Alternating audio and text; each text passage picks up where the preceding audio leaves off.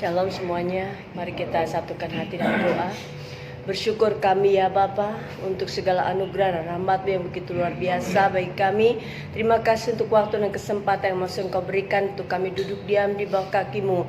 Di Maria yang mendapat bagian terbaik daripadamu ya Bapa. Terima kasih Tuhan. Pagi ini biar Engkau akan bicara bagi hamba-Mu untuk menyampaikan isi hati-Mu.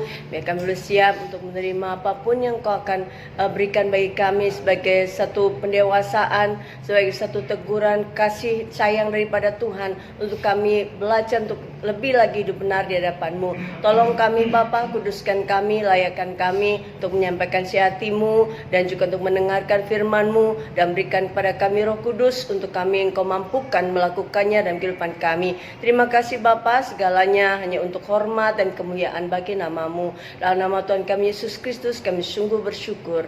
Amin. Ya, salam semuanya. Shalom. Ya, kita akan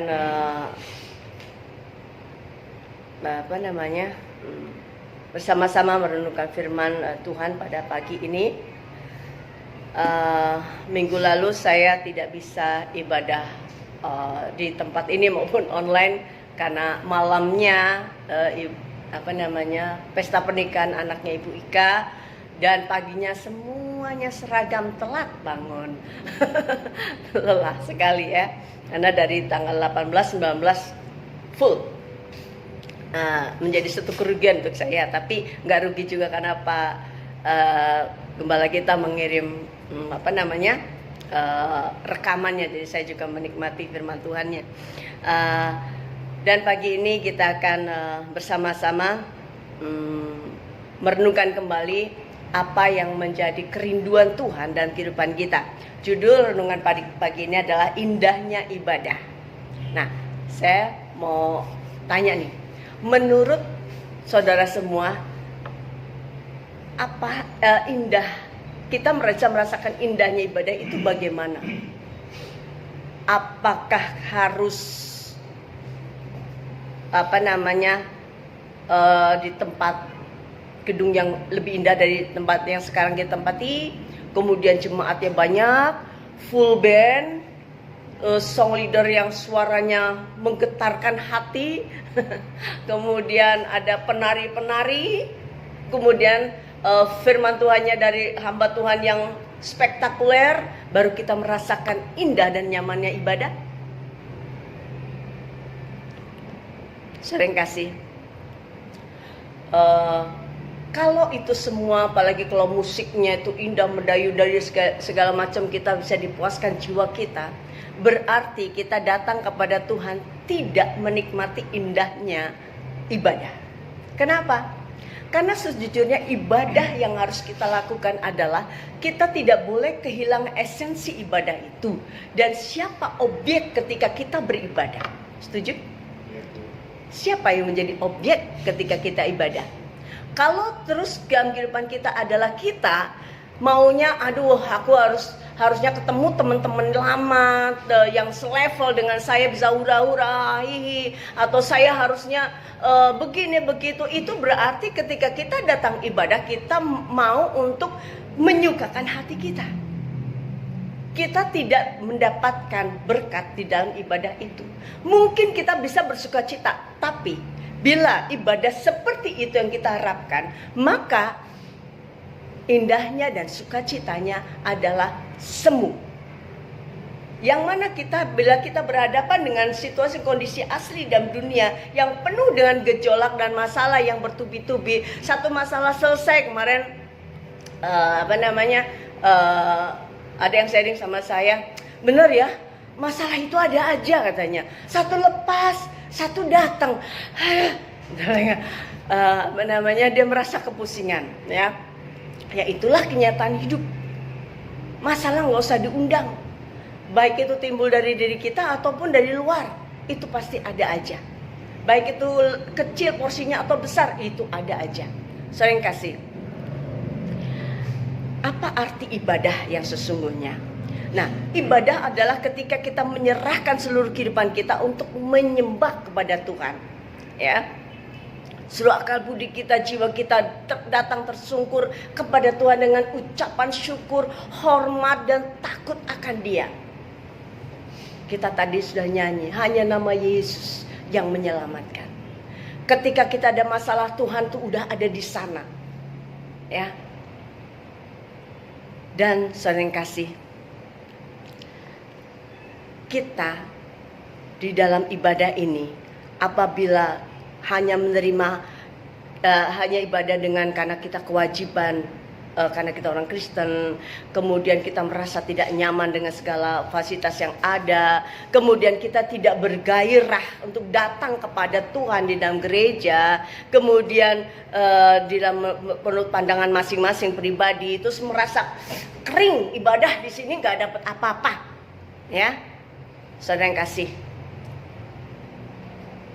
Bukan tempat atau ibadah yang salah. Sekali lagi, bukan tempat atau ibadah yang salah, tapi koreksi diri kita sendiri.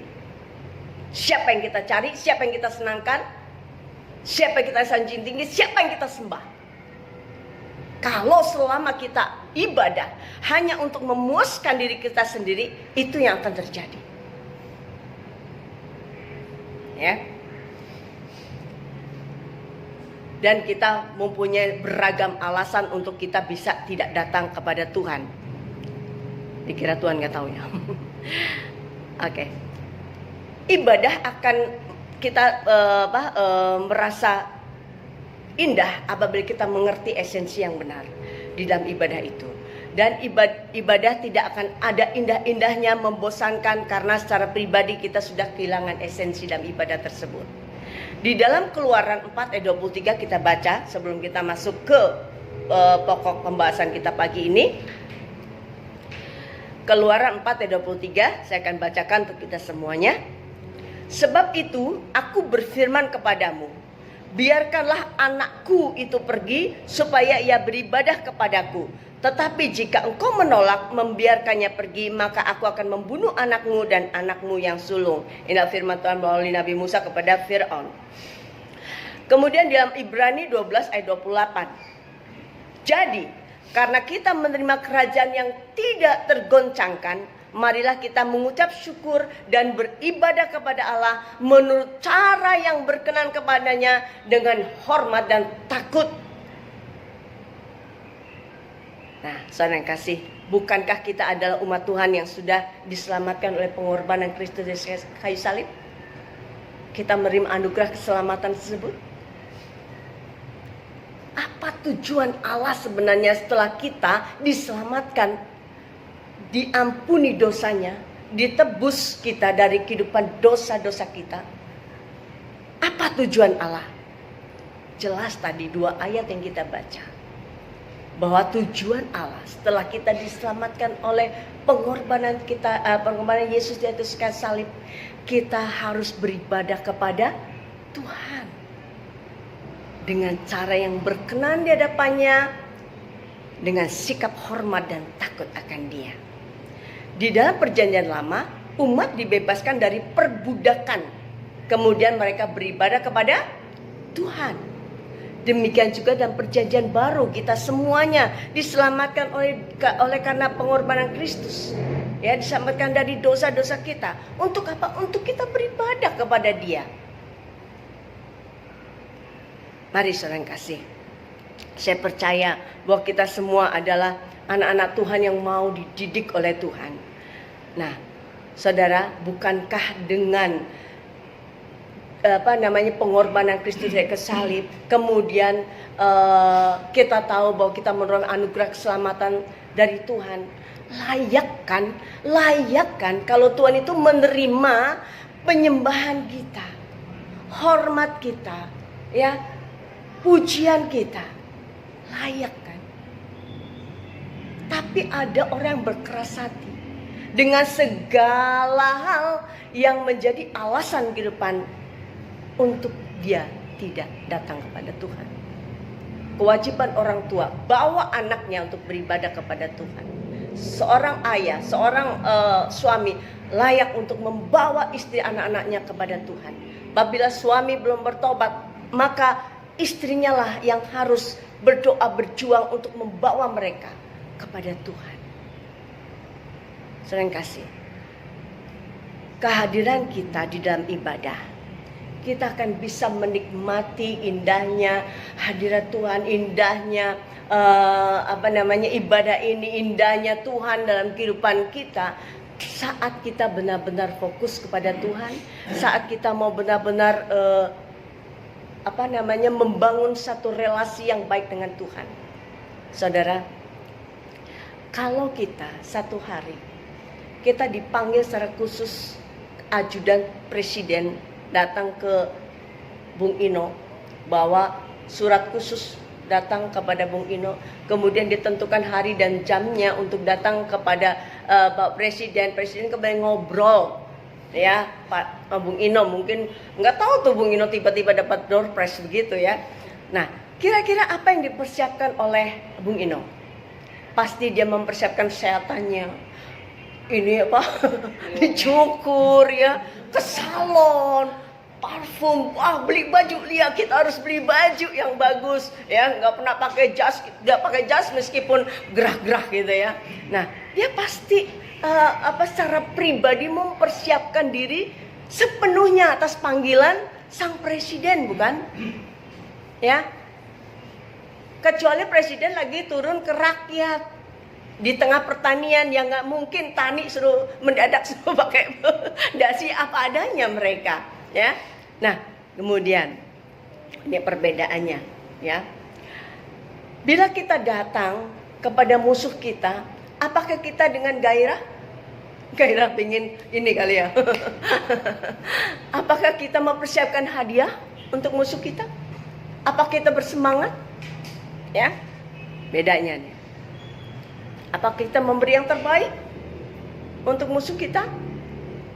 Tentu tidak. Nah, kemudian saat kita bertemu dengan kekasih kita, atau saat kita pacaran, kita udah date sama dia, udah janjian mau ketemu jam berapa, di mana, mau makan apa, udah dirinci, udah booking dulu tempatnya, udah pokoknya. Apalagi kalau doi lagi ulang tahun, udah dikasih surprise yang luar biasa ya. Kemudian si cewek ini, nggak cowok nih ya, pasti akan make up yang bagus, kemudian parfum di mana-mana, putar sana putar sini, kaca sampai retak diliatin terus ya, sambil deg-degan nih jamnya ketemu. Nah, ketika bertemu, ya kalau masalah sih ada, tapi kalau ini dia lagi menggebu-gebu nih jatuh cintanya, apa yang dilihat oleh orang-orang yang sama-sama jatuh cinta? Pasti matanya berbinar, gairah itu pasti ada ya, untuk bertemu, semangat untuk bertemu gitu, saling melepas rindu dan sebagainya. Hal yang terbaik dibayangkan, nanti kalau ketemu aku ngobrol ini, ngobrol itu, mungkin ke masa depan ya, atau segalanya. Kepingin memberi yang terbaik. Apa yang jadi kesukaannya kita mau bawa. Dan banyak hal yang baik-baik yang harus kita mau berikan kepada mereka. Nah, kemudian ketika kita bertemu, ya sudah, memang terjadi segala sesuatu yang indah, ya, sesuai dengan prediksi kita. Senang kasih. Kita mungkin semua hafal nyanyian Yesus kekasih jiwaku, ya. Apa itu terusannya? Padamu ya, karena-Mu padaku, Kau tebus dosaku, ya, dan selanjutnya. Nah, sering kasih, kita semangat nyanyi lagu ini, kita senang nyanyi lagu ini. Dan kalau ditanya, benar Yesus kekasih jiwa kita? Yes. Sungguh kita mengasihi mencintai Tuhan? Yes.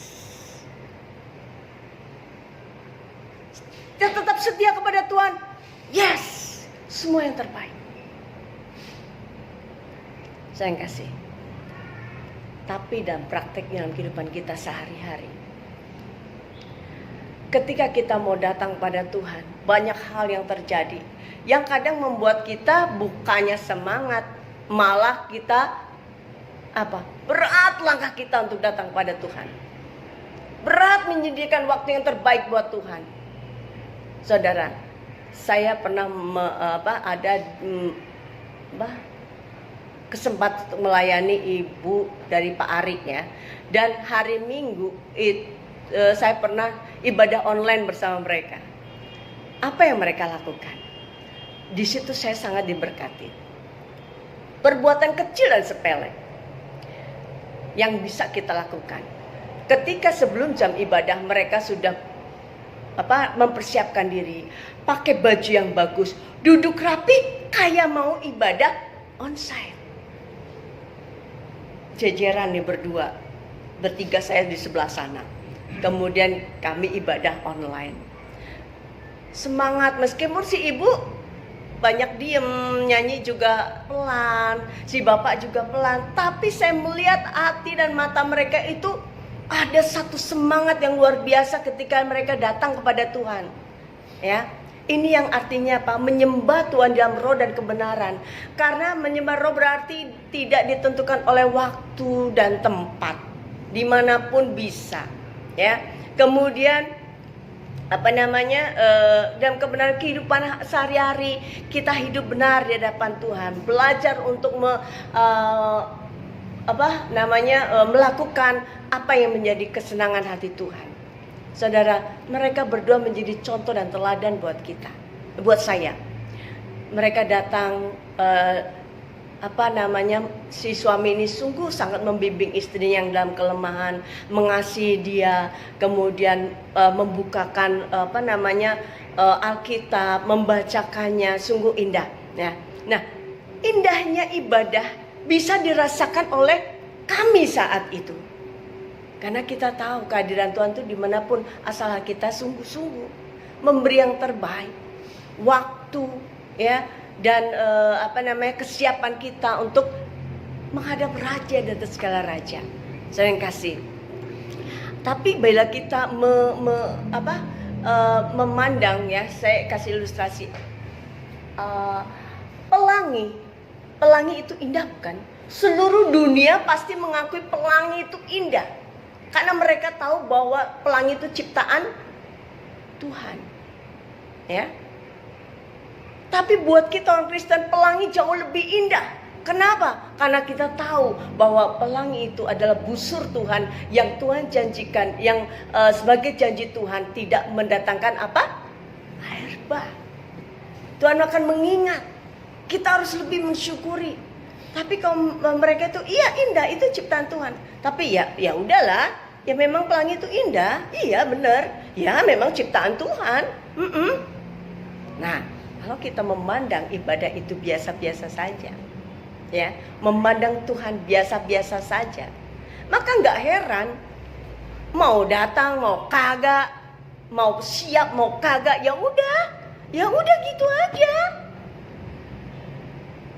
Yang penting nge-store muka, yang penting kan aku ada, Tuhan kan tahu. Yang nggak heran kalau kekeringan rohani bisa melanda kehidupan kita. Saya kasih, kita harus lebih daripada orang-orang dunia. Waktu saya mendengar kesaksian dari suaminya anaknya Bu Ika yang habis naik haji berapa bulan lalu ya kalau nggak salah, Juni, dia pulang itu, dia kasih kesaksian itu luar biasa. Ke kakaknya dia kasih kesaksian, Mas, ada di mata saya. Kak, kamu harus datang ke sana, harus datang ke bait, ya gitu ya, ke bait sana harus datang.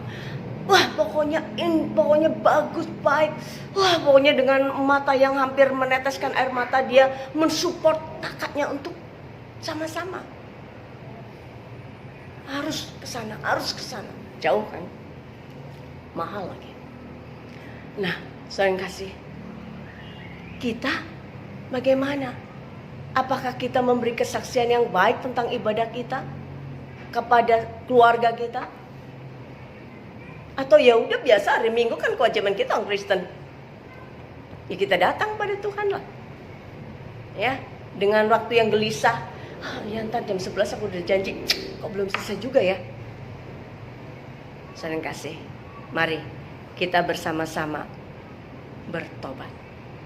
Karena kalau hal ini masih berlaku, maka kita tidak melakukan firman Tuhan dalam Ibrani 12 ayat 28 lagi. Jadi karena kita menerima kerajaan yang tidak tergoncangkan, marilah kita mengucap syukur dan beribadah kepada Allah menurut cara yang berkenan kepadanya dengan hormat dan takut. Nah, sekarang kita kepada pokok pembahasan. Dalam Mazmur 100 ayat 1 sampai 5. Yuk kita baca bersama-sama. Mazmur pasal 100 ayat 1 sampai 5. Mazmur untuk korban syukur. Bersorak-soraklah bagi Tuhan, hai seluruh bumi. Beribadahlah kepada Tuhan dengan sukacita. Datanglah ke hadapannya dengan sorak-sorai. Ketahuilah bahwa Tuhanlah Allah. Dialah yang menjadikan kita dan punya dialah kita, umatnya dan kawanan domba gembalaannya. Masuklah melalui pintu gerbangnya dengan nyanyian syukur, ke dalam pelatarannya dengan puji-pujian. Bersyukurlah kepadanya dan pujilah namanya, sebab Tuhan itu baik, kasih setianya untuk selama-lamanya, dan kesetiaannya tetap turun-temurun. Nah, dalam Mazmur 100 ini pemazmur membagi menjadi dua bagian ya. Kalau kita perhatikan, masing-masing bagian ini mempunyai 3 ajakan dan 3 alasan untuk dalam ibadah, supaya kita merasakan indahnya di dalam ibadah kita ya. Yang pertama di dalam ayat 1 sampai 2. Bersorak-sorai bagi Tuhan, beribadah dengan sukacita, datang kepada Tuhan dengan sukacita. Ya, ada 3. Bersorak-sorai bagi Tuhan, beribadah dengan sukacita, datang pada Tuhan dengan sukacita. Maka ada lagunya, datang ke hadirat Tuhan dengan hati yang penuh sukacita, ya kan? Ada seperti itu ya. Nah, kemudian yang kedua, ayat 3. Tuhan adalah Allah. Tuhan yang menjadikan kita, dan kita adalah kawanan domba gembalaan Allah. Nah, ini ya. Nah, kemudian ajakan yang di ayat 4. Masuklah melalui pintu gerbangnya dengan nyanyian syukur, ke dalam pelatarannya dengan puji-pujian. Nah, kemudian 3 alasan selanjutnya ya. Tadi ajakan yang kedua, yaitu 3 alasan untuk ajakan karena Tuhan adalah Allah yang menjadikan kita. Nah, kita adalah kawanan gembalaan Allah. Masuk melalui pintu gerbangnya dengan nyanyian syukur, ke dalam pelatarannya dengan pujian. Nah, alasan selanjutnya yang kelima, sebab Tuhan itu baik, kasih setianya untuk selamanya, kesetiaannya tetap turun-temurun. Saudara yang kasih, dalam Mazmur 100 ini kita dibuat mengerti betapa indahnya ibadah yang sejati. Karena ajakan dan alasan-alasan yang tepat ada dalam ayat-ayat ini. Unsur-unsur ibadah yang tertulis jelas dan akurat. Ya, bahwa kita harus datang kepada Tuhan dengan sorak-sorai, dengan sukacita. Kenapa? Karena Dia adalah Allah. Dia adalah Tuhan yang baik, kasih setia untuk selamanya. Kesetiaannya turun-temurun. Meskipun kita tidak setia, Dia tetap setia. Karena Dialah Allah yang setia. Dia tidak mungkin tidak setia dengan janjinya. Saudara, siapa yang harus ibadah? Mengapa harus ibadah? Dan siapa objek dalam ibadah? Dan mengapa Tuhan harus disembah? Siapa yang harus ibadah? Kita. Mengapa harus ibadah? Karena alasan-alasan itu. Dialah Tuhan Allah kita. Dia yang layak disembah. Dialah Allah yang setia. Kasih setianya untuk selama-lamanya. Tuhan adalah objek. Ya. Saat kita ibadah. Supaya kita tidak kering, kita tidak sibuk sendiri mencari hal yang aneh dalam ibadah. Saya dulu pernah mengajak teman saya ibadah di Majesty waktu baru-baru. Majesty masih di sini ya. Saungkuring ya. Iya. Satu kali dan dia bertobat. Saya bukan mau ngajak untuk dia stay di Majestic, enggak. Terus cuma kesaksiannya itu bilang, enggak enak, enggak rasa yang gimana katanya kita. Itu yang dicari. Nah, fenomena untuk ibadah yang menggelepar dan sebagainya, dulu saya pernah ngalamin kok. Dulu, karena saya nggak ngerti.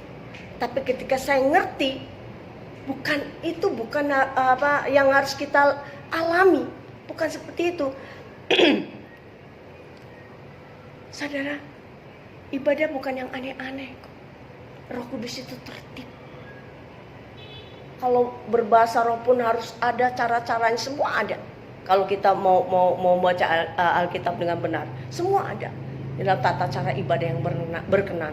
Ya, harus satu-satu, harus kalau ada bahasa roh ada menerjemahkan, bukan bahasa yang tidak diketahui, enggak ada di Alkitab bahasa yang tidak diketahui kok. Buktinya pada saat pencurahan Roh Kudus pertama, ada bahasa-bahasa dari mereka masing-masing sehingga mereka dibilang apa?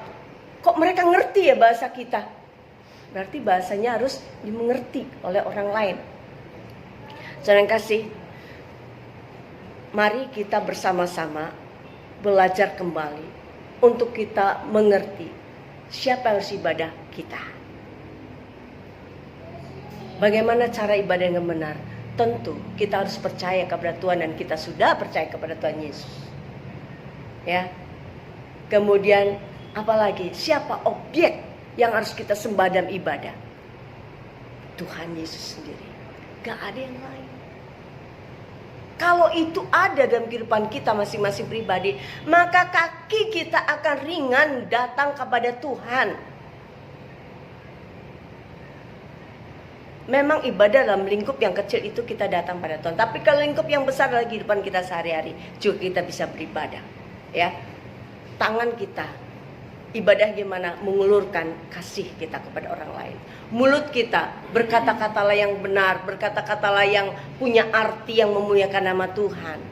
Kaki kita melangkah untuk orang-orang yang mungkin sakit, orang mungkin membutuhkan perhatian dan pertolongan kita. Kita bisa melakukan hal itu, bukan hanya sekedar untuk melakukan aktivitas kita sehari-hari yang menyenangkan kita, tapi ada waktu-waktu untuk kita bisa mungkin tidak sengaja bertemu teman yang memberikan kasih dan sebagainya, menguatkan mereka. Saya percaya bukan tidak ada satu kebetulan di hadapan Tuhan. Nah, saudara kasih, mari persembahkanlah hidup kita menjadi persembahan yang berkenan di hadapan Tuhan. Seperti Roma 12 ayat 1 ya Pak. Teman-teman. Ya, sebagai ayat penutup kita akan membaca ayat ini. Persembahan yang benar. Karena itu saudara-saudara, demi kemurahan Allah, aku menasihatkan kamu supaya kamu mempersembahkan tubuhmu sebagai persembahan yang hidup, yang kudus, dan yang berkenan kepada Allah. Itu adalah ibadahmu yang sejati. Saudara yang kasih, mari setiap saat Tuhan memanggil kita untuk beribadah, persiapkanlah seluruh kehidupan kita, hati kita. Datanglah kepada Tuhan dengan rasa syukur, hormat, dan takut kepada Dia. Jadikan dan rasakan indahnya ibadah setiap minggu, setiap mungkin hari yang lain. Itu kita bisa merasakan indahnya ibadah saat kita benar-benar mau mengerti dan melakukan apa yang menjadi bagian kita. Tergantung semua relasi kita dengan Tuhan. Kalau hubungan kita dengan Tuhan baik, maka apa yang kita lakukan, apa yang kita persembahkan kepada Tuhan, dan ibadah kita akan rasakan nikmatnya, indahnya kita beribadah kepada Tuhan. Terpujilah nama Tuhan, karena Tuhan yang akan terus berbicara banyak dalam kehidupan kita masing-masing. Mari kita akan tutup firman Tuhan saat pagi ini. Kita akan berdoa kepada Tuhan. Kita bersyukur kalau Tuhan mengingatkan kembali betapa pentingnya ibadah, dan kita harus menikmati indahnya ibadah bersama Tuhan. Terima kasih Bapa yang baik, kami bersyukur untuk pagi ini di mana Engkau telah banyak berbicara bagi kami. Tuhan, kiranya Engkau yang akan menyempurnakan apa yang menjadi rencana Allah dan kehendak Allah dan kehidupan kami masing-masing pribadi. Tuhan, Kau hadir di tempat ini maupun di tempat saudara kami yang online. Tuhan, menjamah kehidupan hati mereka semua, kami semua Tuhan, dan ajar kami untuk mengerti lebih lagi bahwa sungguhnya dalam kehidupan ini Engkaulah menjadi objek dalam kehidupan kami. Engkau yang layak disanjung tinggi, disembah, dan Engkau yang layak menerima segala hormat, kekuasaan, dan kejayaan untuk selama-lamanya. Ajar kami Tuhan untuk melakukan seluruh kehidupan kami dengan cinta kasih kepadamu dan kerinduan yang dalam kepadamu, sehingga dalam setiap ibadah kami yang kami lakukan, kami menikmati Tuhan, kami menikmati indahnya ibadah dalam kehidupan kami semua. Terpujilah Engkau Bapa, hamba berhenti berbicara dan kiranya Engkau akan terus berbicara lebih dalam lagi dalam setiap kehidupan hati pribadi lepas pribadi anak-anakmu yang hadir pada pagi ini. Terima kasih Bapa yang baik, kami sungguh bersyukur. Di dalam nama Tuhan kami Yesus Kristus kami ucap syukur dan berdoa. Amin.